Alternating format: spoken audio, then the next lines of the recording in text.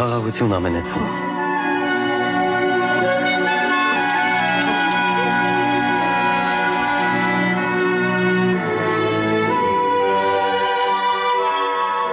Ինչու եք խռովահույս։